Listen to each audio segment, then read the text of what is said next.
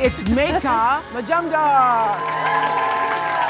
You were one of my best phone calls ever because forever you didn't believe me, right? I didn't. No. I thought it was somebody from the publisher who was pranking me. I could tell. And then you said something that was so moving to me. In the middle of the conversation, you just go, what a wild thing to happen in a day. It was just an arrival from outside the context of my life. Hi there, everybody. I am so thrilled to be together with all of you, listeners, watchers, and readers here at a Starbucks cafe in New York City. Thank you. For Oprah's book club presented by Starbucks. And as always, Starbucks pairs each one of my new book club selections with a special handcrafted drink. This month, it's an iced banana cream protein matcha. It is new and it's delicious. Everybody says it is, made with the Starbucks cold foam that you know and love, and now with a high protein boost. So Starbucks is the place to come together with good coffee, with good company, and a good book. And my new book club selection is A Guardian and a Thief by Megha Majumdar. Now, it is the 119th book club I've selected, and it's I'm telling you, this woman can write. It is, isn't it? Yes. Yes, it is exquisitely written, and it packs an epic and very, very timely story in just 224 pages. Gail was very happy about that because it goes over 300 pages. Gail's like, what? People have lives. What are you thinking? So it's about two families on a collision course, both facing impossible odds to save themselves and find a new home. But that doesn't even begin to describe what happens when you open the first page. I was taken in at the very first page, and then on the last page, Yes. My jaw was on the floor. So we asked our audience of readers to give us a one-word book report, and some of you said the story was haunting. Some other people said gut-wrenching. I would agree with that. And unyielding. And I agree with all of those. And I wanted to ask Aline here in the audience, what did you think? I was, honest to goodness, shook, like to every fiber of my being. Shooketh. Yes, shooketh. Yeah. I couldn't put the book down. I finished it late at night and no one in my house was up. And I felt it physically, the ending, physically. I know. Thank you. Aline, thank you. Christina, where are you? Over here. Okay. And? Yeah, so for me, you painted such a vivid picture in the book. Like I could literally see the characters. I really loved the interconnectedness between the stories, and the vivid imagery for me showed me the humanity really behind why people take such desperate measures. So I really felt a ton of compassion for every character in the book. Thank you so much for that. Yeah. And my daughter girl, Thando is one of my, I call her daughter girl because she graduated from my school in South Africa and she reads every one of my book club picks. And Thando and I read together many times. And I love hearing Thando's takes. And I hear a lot of you will love hearing Thando's takes. So Thando called me and goes, Mama, we have to talk about this book. And I said, no, we don't.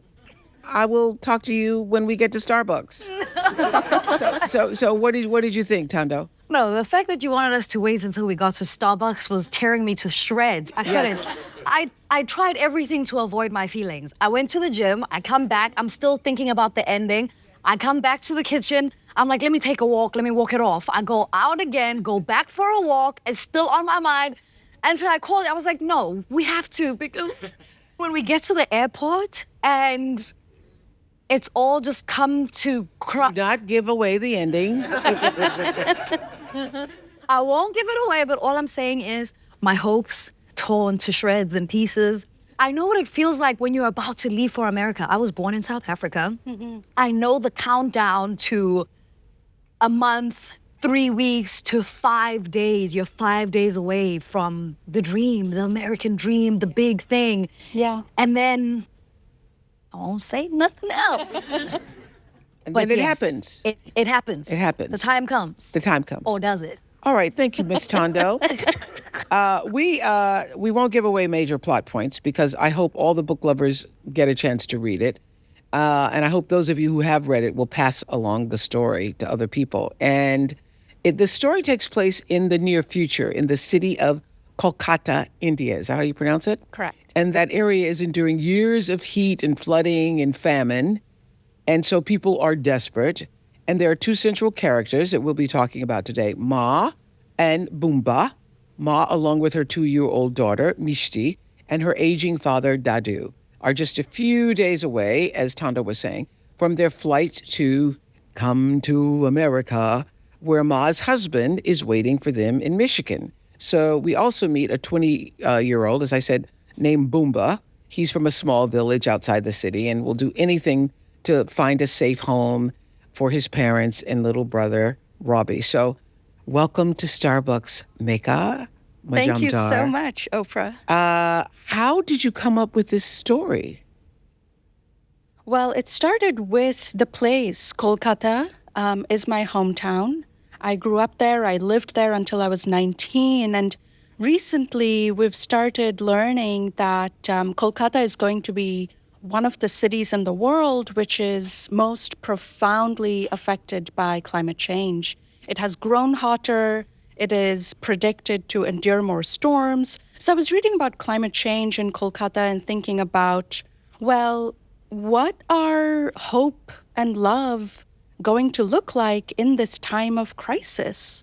What will we do when we understand how the ethical self we want to be, the moral self we want to be, clashes with who we are as mothers and parents and guardians and caregivers? What will we do to confront that clash? And that's what took me into the story. And one very interesting thing I will say, which might resonate with all the parents in the room, I struggled with this story until I had my older son in 2021, and the story completely changed. It became so much more about the mother and the other guardian. And I started thinking about, what will the ferocity of this kind of love make you do? Yeah, I think that's a very interesting question. Did you all think about that while reading? What would you do? Because we all have what we think is our moral center. But if you were starving or your children were starving, what would you be willing to do to provide for your family? I think it's fascinating for our current times also that that you chose to write a story about morals and y'all think that's funny, but okay. And how what is right and what is wrong can shift when you're just trying to keep your family alive. What intrigued you about that challenge?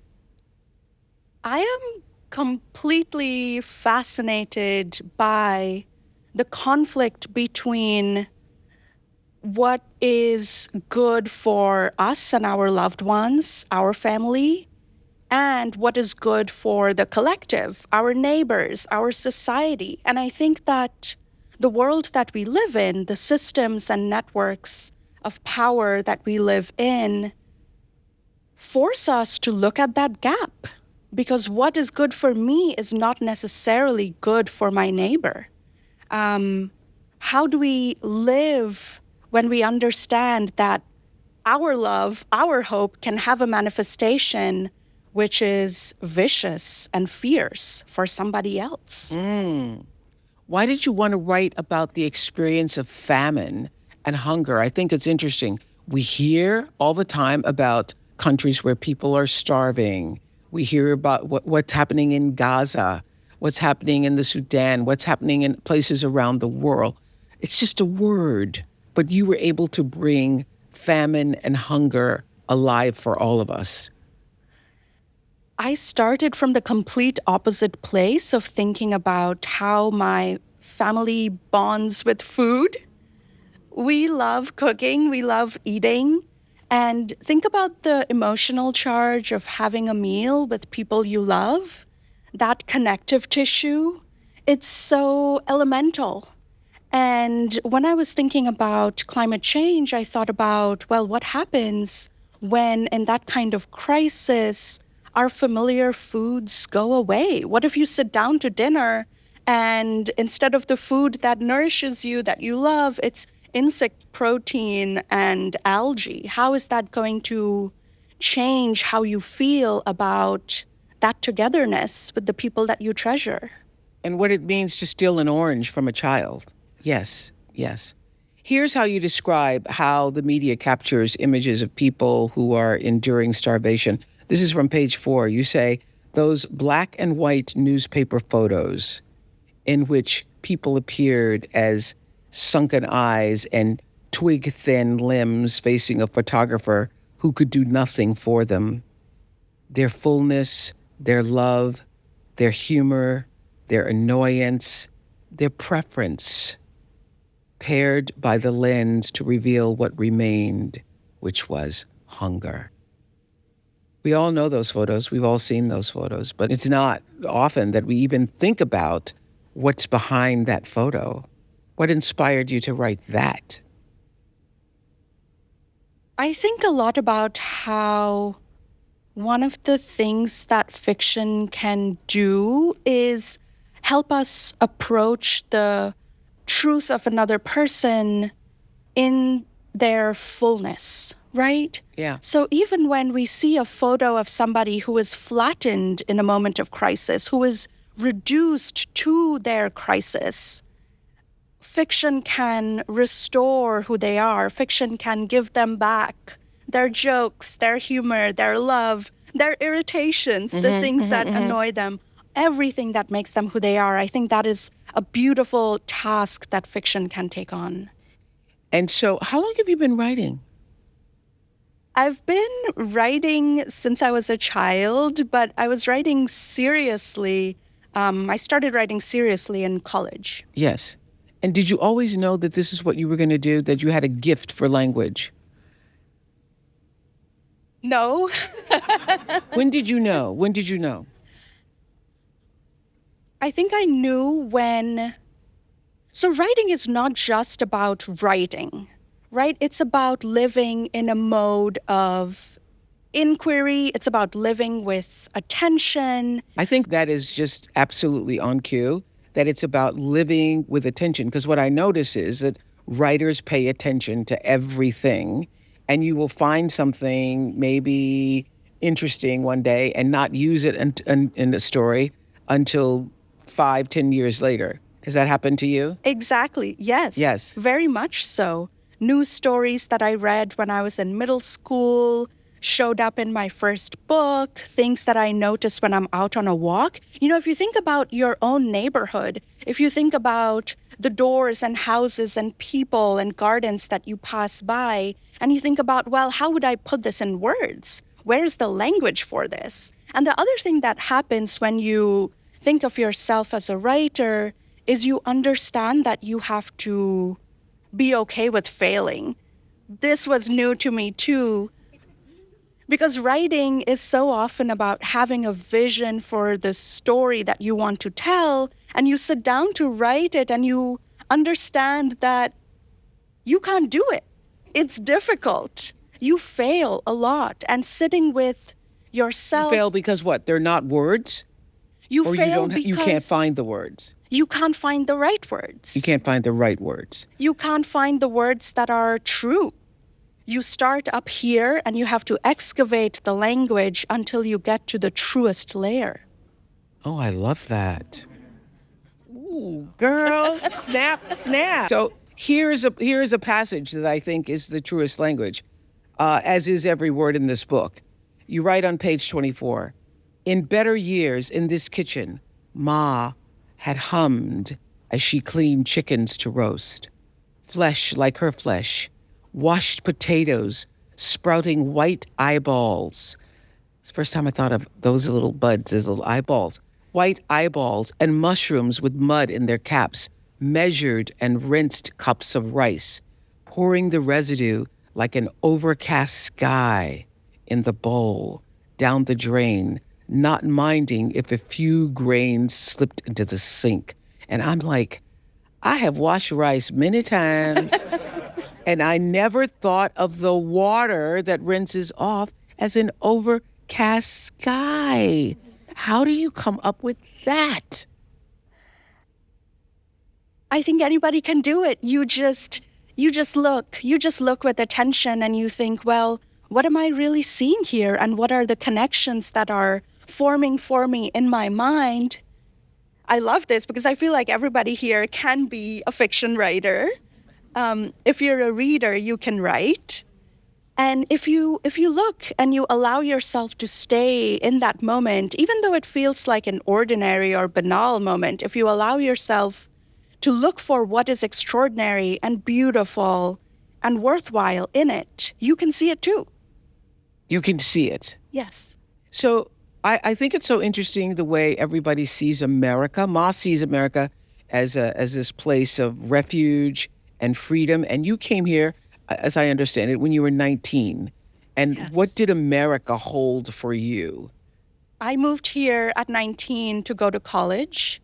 I received financial aid and I was very lucky. It was a gift from out of the blue. And it represented freedom to think for myself. The reason I started applying to schools in America from India was the schooling system that I was in felt very rigid to me. I was taught to learn with the aim of succeeding at exams. And I knew that that's not the mode in which I wanted to do college. And I wanted to come to this country to go to classes where I would be encouraged to form an opinion, to argue, to question what I read, and to think for myself. Wow. And that obviously happened, sister. Okay, this audience has a lot of questions for you. Where's Rochika? Rochika, hi. Hi, question for Megha. Both my parents were actually born and raised in Kolkata as well, so it was really special to read the story and see it take place in that city. My dad came to the States to go to college as well, and my mom joined a few years later after they got married. For them, America was a land of opportunity, potential. What do you think America represented for Ma, Mishti, and Dadu? That's a great question, and I'm so happy that we are in the same room now. I think for the characters Ma, Mishti, and Dadu, America represented certainly a better future, a more secure future, but it had different textures for Ma, who's the mother, and Dadu, who's the grandfather. The different texture was that for Ma, she was purely excited. She wanted that escape. She wanted that feeling of freedom and safety for her daughter. And she knew that she was escaping to a place that was far away from her hometown, which she loved and adored and would miss. But it was also a city where she had been harassed as a girl. And she knew what it was like to be in the streets of that city as a girl. So there were injuries that she could finally escape from. Mm-hmm. And for Dadu, the elderly man who always paid more attention to the street side jokes and conversations and the poetry and the laughter of the city, he felt that he would be diminished. There would be a version of himself which he would leave behind in his hometown. It would not go along with him. So there was immigration, there's pride in it, but there's also a wound. There's also a wound which never heals. And the wound of having to leave your country that you love. Yes, exactly. Yes, yeah. I remember when I called you and you were still so shocked, telling you that I was confused as to why Ma was lying to her husband, even though, were y'all confused too? Why was she lying even though they faced disaster after disaster and so many obstacles? And you told me that, okay, who here in this room currently lives far away from home, from where you grew up? Yes. Okay, so I think that you will understand that feeling when you live far away from your parents, that when you speak to them on the phone, you have to protect them. You cannot let them worry about you. That is your gift of love to them. I am okay. Everything is okay. And I wanted to talk about that kind of loving lie through Ma and her relationship with her husband. He's so far away. He's in Michigan. She's in Kolkata. There's nothing he can do. But what she can do for him is she can protect him. You're not convinced? Not one bit. You know what I think? I think it must be a cultural thing. I think it must be a part of your culture that's what you do is to protect your parents. Because my culture says, help. Help me now. What can you do to get me out of this? That's the culture I'm coming from. I love it. Anybody else come from that culture? Anyway, but I hear what you're saying, but I don't get it. I mean, even at the end, which I'm not gonna, even the end, the last time she had an opportunity, she didn't. And is she trying to protect him then, or is she gonna wait till she gets home to tell him? What?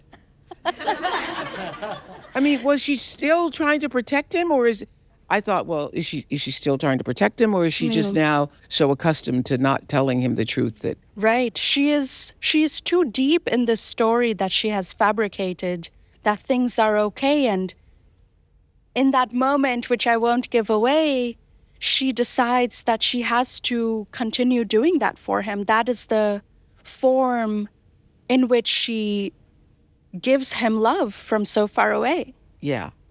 I think you did such a masterful job, really, of allowing us to see the characters as both guardians and thieves. I saw both of them as guardian and thieves. Did you all too? At first I thought there was going to be a guardian and then there's a thief. And then I thought both are guardians in their own way and both are thieves. Is this how you see human nature? Because at first I wanted Boomba. I was like sick of him. Very sick of Boomba. And then I think over time we changed, right, Thando? Yeah, I was so sick of him. Oh my gosh, I was sick of him. Then I was like, oh wait, he's just a little boy. He's a guardian. He's looking out for his people. He's a guardian too. Yeah. And so you did this on purpose, obviously. Yes. That's such a beautiful question and a beautiful reading. Yes, I was interested in how there are no villains and there are no saints. You know? Within each of us, there is the impulse to protect and love, and there is that capacity to harm others if we need to for the people that we love, I think. That's one of the questions that I started out with is, would I do this? Would you do this? You know, where would the borders of your moral self be? And what would you do if you felt like your love was pushing you up against those borders? Yeah, because that moment in the book where we get to understand why the thief does what he does. Yes. Here's what you say about Boomba on page 87.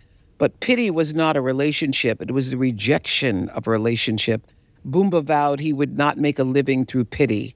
Like his mother, planting saplings until 1 million were in the soil, he would find freedom in his work. What does Boomba represent to you? I wanted to explore the reality of two kinds of guardians. One who has resources, is pretty assured of safety to come, and one who is really struggling. So Boomba is a villager. He's a young man. He is struggling to find a foothold in the city, and he wants to protect his younger brother. He adores this little kid. Which makes him a guardian. Exactly. And he will do anything for this little kid. And he wants to come to this city and... But he also wants to impress his parents, too. He also wants to be the man and wants to be able to say, which I think is also cultural, very cultural. Yeah. He has made a mistake, which I will not get into, but he feels that being in the city alone is his chance to address that mistake, to fix what he did. Okay, where's Florin? You're Florin. Okay.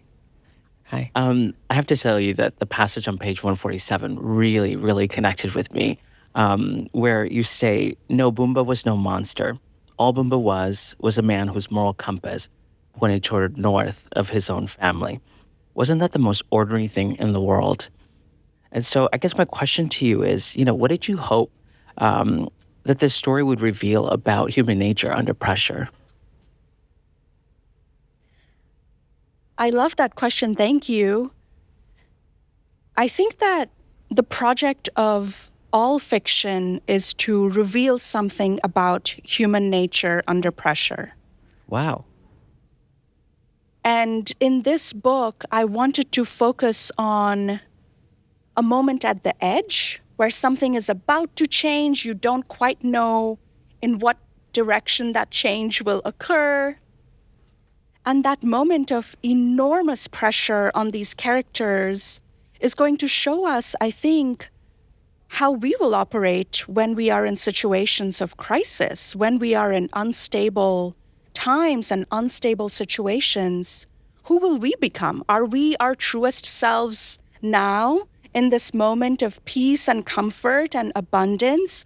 Or is there a truer self hiding within us which will be revealed in a moment of scarcity and crisis? That's a good thought. Will you be able to hold on to the center of what you call your moral compass or your values and your standards in a time of great crisis or famine or disaster or, Exactly. will you be challenged? Yeah. Yeah. Where's Shannon? Shannon, where are you? Yeah. Hi. So, Megha, I smiled every time Dadu showed up on my page. He really resonated with me in the sense that he seemed to expect the best of his neighbors and the community. And it really, really resonated with me because it reminded me of my own mother. My mom grew up not in Kolkata, but in Georgiana, Alabama in the 50s. And she talks a lot about how community was everything and how society was ordered in institutions of community churches and unions and the family. And nowadays, we think about the self and the individual. We take selfies. And I was curious from you, with the generational shift between Ma and Dadu, did you mean to have a commentary about modern society and the way we think about ourself and the collective, as you beautifully put it? That's a beautiful question.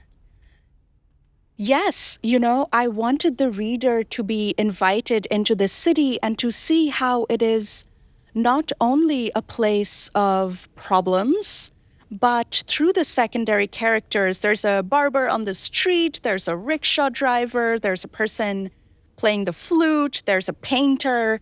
Through all of these secondary characters, I wanted to show how vibrant this community is. This is a place of real networks and connections where people rely on each other, make claims on each other, depend on each other. And at the same time, in modern society, we also live under systems which do not serve us. So if you think about the characters, how they go somewhere for help initially, and they find that they are on their own. Right. I wanted to think about both sides of that, the love and the moments in which you realize, oh, this system is not made for me. It's such a huge theme, and it's a backdrop of the whole book. The wealth and benevolence in that dinner, without setting or giving away too much, was such a moment of wild contrast and the choices. So, what were you getting at? Your intentions throughout the book were so clear. The benevolent billionaire lady. That's a great question. That is a great question. I think a lot about class. I grew up in Kolkata, which is very stratified. I went to school, and from the school bus, I would see little kids who were not going to school. They were by the roadside washing dishes or sleeping at a bus stop. And I was aware of class very early. So in this book, I really wanted to think about, well, in climate crisis, how are the different classes going to respond to this? What are we going to do with different levels of resources? What is generosity going to look like? What is gratitude going to look like when people have an opportunity to seize more? How will they take that moment? I don't know that I have the answers, but you brought up the question, and that's the question I had as well. And so this woman who's very wealthy, her way of doing it is to bring all the children and to feed the children. When Boomba goes, this is a question I had. When Boomba goes, Why did he drag poor Misty along with him? why did he drag Misty? Did he know he had to have Misty? Yes. Or he couldn't get in? Yes, he needed to have a child to get in. The feast was for children with their guardians. So he needed a child to gain access. Initially, he thinks that he's going to kind of scoop her portion into a container for him for later, but he goes there and he sees her hunger. He sees that she needs help with cutting up pieces or peeling something and portioning something, and he doesn't have the heart to take the food away from her. He helps her eat. And I wanted that to be a moment of such great contradiction too. Here's this person who is capable of doing really harmful things, but in the face of a child who is hungry and needs help with her food, he is unable to do anything but help. So the wealthy woman who does this, is she really using her money to the greatest advantage, or is she doing this out of her own, to make her own self look good? That's a great question. That's a great question. That I'm supposed to answer and not you? Okay. It's probably a little bit of both. It's probably a person who does want to help, has the resources to help, and is very aware of how it looks and how it makes her look, and how it sets her up to benefit in the future, to show loyalty to this city. Got it. Understood. Yeah. It's both. Yes. It's both. You write on page 128 about hope. You say hope for the future was no shy bloom. I just love that. No shy bloom. Where'd you come up with that? Anyway, hope for the future was no shy bloom, but a blood-maddened creature, fanged and toothed, with its own knowledge of history's hostilities and the cages of the present. Hope wasn't soft or tender. It was mean. It snarled. It fought. It deceived. On this day, hope lived in the delivery of gold to a man who might be a scammer, and perhaps hope lived also in opening the doors to a thief. I don't know how you came up to see hope in this way. Almost, that's the opposite of how we normally view hope, is not gnarled and fanged. What was going on that day? Megha? When I was reading about climate change, I encountered a lot of declarations of hope. We must be hopeful. And the supposition was always that hope is pure and noble and unassailable. And I started thinking about, well, what happens if the manifestation of hope is vicious and is harmful? Think of these characters who are parents and guardians who are trying to protect their kids, and everything they do comes from a place of hope. But it is not a place of collective hope. It's a place of individual hope. Is that still a hope that we can be proud of? Is that still a hope that we will worship? I don't know, but the book for me... Yeah, that's so good. You're so smart. That just gave me little tingles on my arm. That's right. Your individual hope doesn't mean it's hopeful for everyone else. Yes. And did you all find this to be true, that you're thinking about what you would do in a similar circumstance? And I think no matter what you think you would do, in the actual moment, you don't know until the actual moment comes. Mm-hmm. because we all think that we will be able to hold on to our moral center. Absolutely. I think I wouldn't find a reason to be a thief, but who knows? Who knows? That's what you're posing in this beautifully written novel. So I think the circumstances are so dire that some of the characters, as we know, resort to cruelty, like when Dadu steals the orange from a little boy. I don't know if that's cruel as much as it's just like so sad and pathetic. And something we all, as I was saying, we imagine you would never, ever do that. What was it like for you to lead these characters down the path that they chose? Or you chose for them? Dadu was surprised at himself at taking that orange. Yeah. Yes, that moment, Dadu, the grandfather, stole an orange from another child for his own grandchild, but there was something in him which saw his own grandchild in that stranger's child too. He felt moved when the child pleaded with him, I was responsible for that orange. I put it down for 1 minute. Please give it back to me. So he hasn't completely lost who he is. This is not coming from a place of being cold-hearted.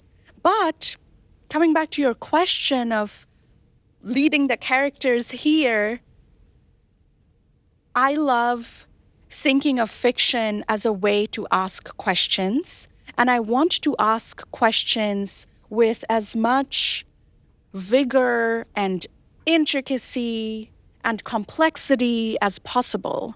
So in order to ask that question of how will we live with ourselves when our love comes up against our moral selves, to ask that question, I had to push these characters into frightening, alarming situations where they help me think through that question and they help me stay with it. Are you pushing them or are they guiding you? I've heard authors say both. So are you pushing them or are they guiding you? And do the characters come and sort of live in the space with you for a while? That's a beautiful question. I wrote this book over 6 years. I would say for the first half of those 6 years, it was the consciousness of the book leading me. It was the characters telling me what is truthful and what needs to happen. And that was a time of me narrating the book to myself.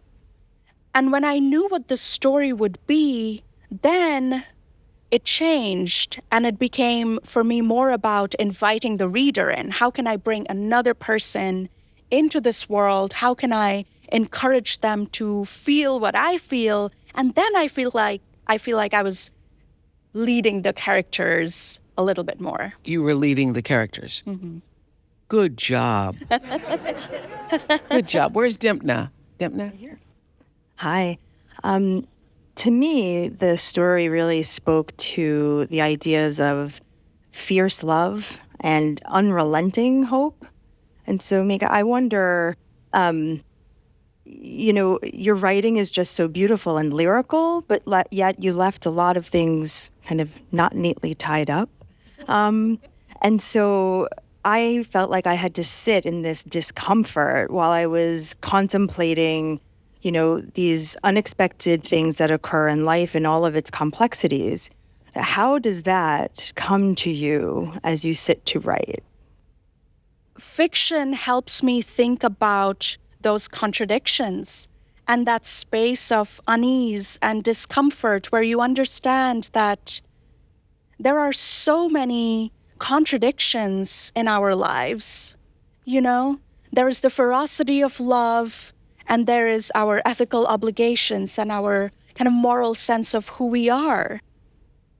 And fiction becomes then a space to sit with those contradictions, to understand that the truth is not in this answer or that answer, but in that space where nothing can be resolved. And you live with that crowd of unresolved questions, but you live with them while acknowledging them. And that acknowledgement, that space of being truthful that they exist. These are contradictions. This is how I live.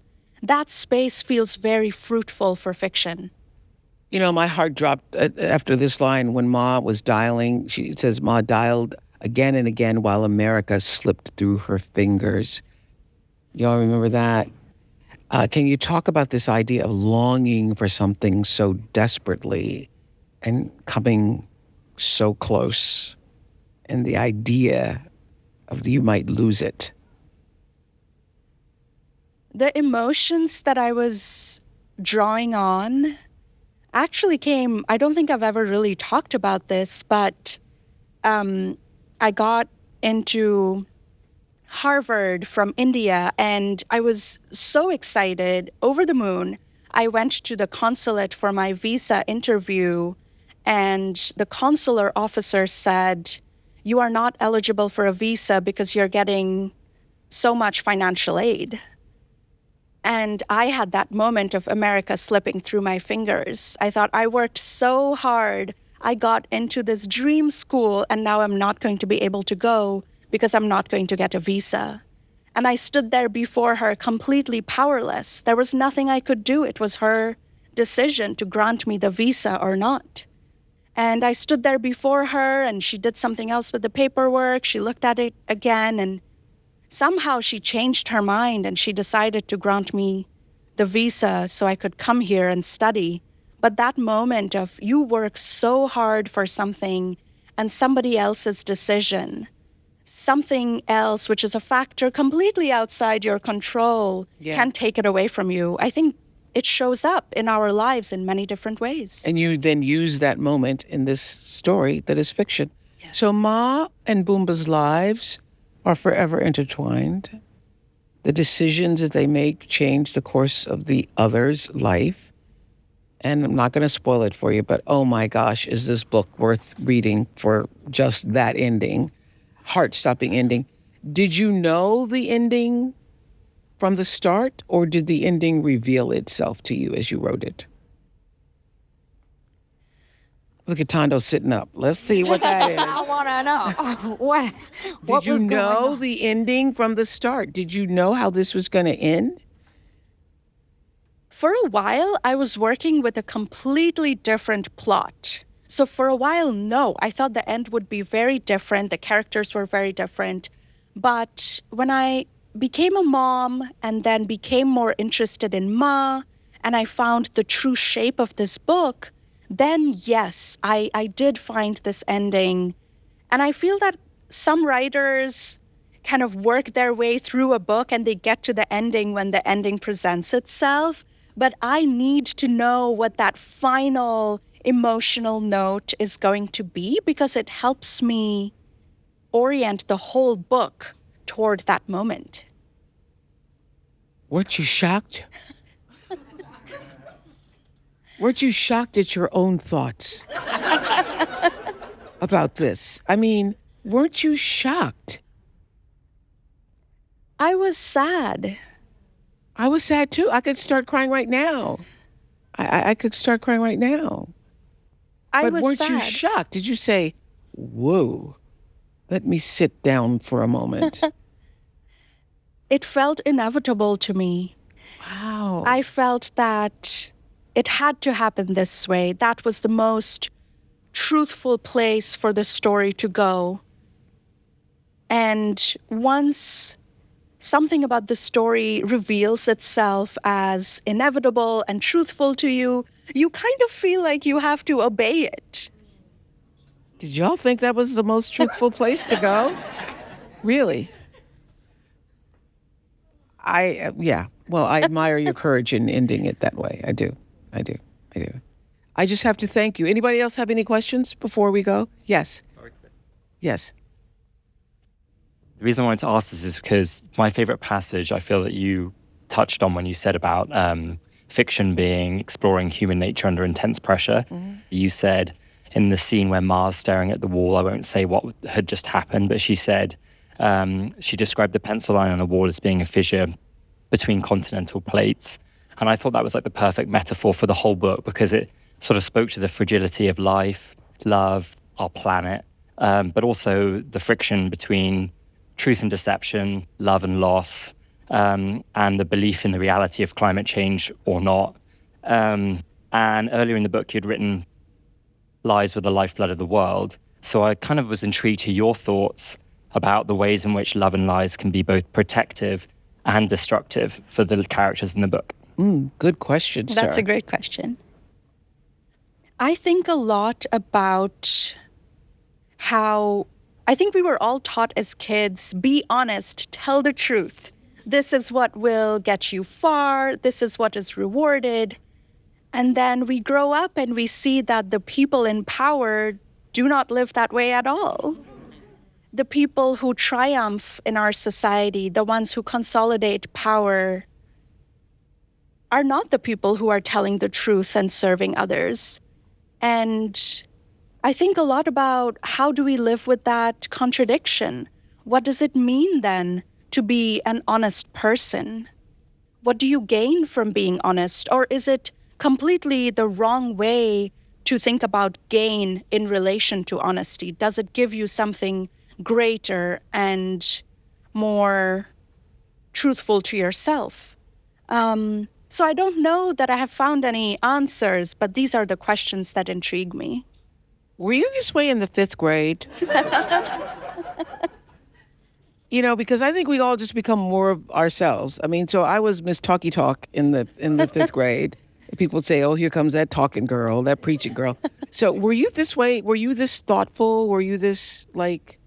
I was a quiet kid who loved to read. I loved reading Nancy Drew and Hardy Boys and Sherlock Holmes. I read a lot of mysteries. So I was this quiet kid who studied hard and read a lot of books. And wanted to be a writer or not? I loved writing. I would always get sent as a representative of the school to essay competitions and creative writing competitions. But I don't think I knew that you could write full time and that could be the way for you to live your life. I don't think I really knew that. But writing, it was a way for me to play at first, and it stayed a way for me to play for a long time until I realized, well, writing is a way for me to access something bigger than my own life. It is so easy, especially now with 2 kids, to have a life where my brain is completely consumed by the logistics of my life. Preschool and meals and that's why when I called you, it was so out of the context of your life. Exactly. You didn't believe it was true, and you said, "What a wild thing to happen in a day." Oh my goodness! Oh my goodness! What a wild time in the day! I guess that was a wild thing to happen in a day. Yeah. Exactly, Oprah. It was a Saturday. And I think, I was trying to make sure my son doesn't watch more than 1 hour of cartoons or something like that. And here was this phone call. It was completely wild. But yeah, your brain can get so consumed by our immediate concerns, and that becomes life. And once you think about, well, that's not all there is to my life. I want to think about bigger questions. I want to think about beauty and joy and morals. What is the right way to live?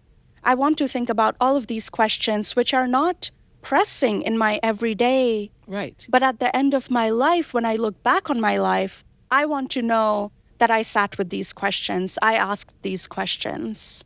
And writing is a way to ask those questions. Yes, a way to ask them and for you to beautifully answer them, as you've done in A Guardian and a Thief. Thank you, Megha. Thank beautiful. you so much, Yes. Oprah. This is a dream. Thank you all so much. This is an extraordinary story, you all. I'm telling you. It stayed with me, and I know readers are going to be thinking, I want you to be thinking about it for a long time. It lives with you. Thank you, audience, for all of your thoughtful questions and for joining me in our happy place here where I get to do one of those things I love the most, that is read fantastic books like yours and then talk with people who also are my people who love to read as much as I do.